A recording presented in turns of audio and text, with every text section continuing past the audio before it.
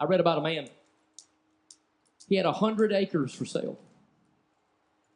And a man showed up one day and said, I want to buy that 100 acres. And the guy said, I'll tell you what I'll do. I'll sell you this 100 acres for such a steal of a deal, you can't tell me no on one condition. I really only sell you 99 acres. And there's one spot right out in the middle of the whole 100-acre field that I love so much. It's just a spot I enjoy to go.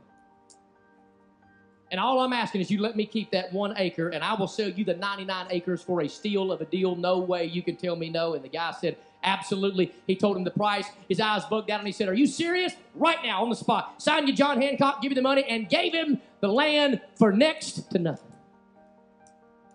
With the one stipulation, I keep the 1 acre right in the middle because I just like that spot.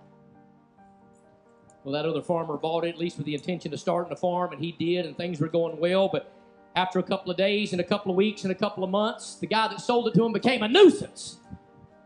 Because every time he would set something up, that guy would come in and getting to that one spot all the way in the middle of that 100 acres, he'd have to ride over everything else to get there.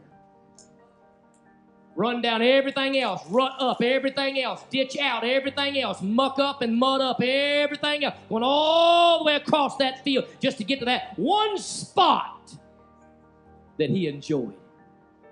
And eventually it just became such a nuisance, and it became such a consternation between those two farmers. It became such a rub. Gave it to him at a great deal, 99 acre. I just want the one right in the middle. And I read that some time ago, and I thought, you know what, that's like a lot of Christians.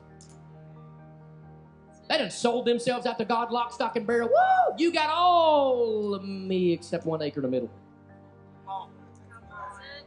And you read your Bible, and you fast, and you pray, and you give, and you bless people, and you try to do this, and you want to be a good husband and a good wife and a good kid and all this kind of stuff. But you wonder why the devil keeps traipsing over your life. And you wonder why you can't read enough Bible. And every time you do, it seems like it's just black words on white paper. And you try to pray, and it doesn't go above the ceiling. And you try to live for the Lord, but you always go back to that bondage. And you always go back to that temptation. And you always go back to that internet pornography. And you always go back to that addiction. And you always go back to that toxic problem. You know why? Because you got 1 acre in the middle of your life that the devil has to drive over everything else that God's doing and God's trying to do, and he's muddying it up, and he's cutting in some rows and some ditches and some furrows, and what you need to do is sell all the land to Jesus, ladies and gentlemen.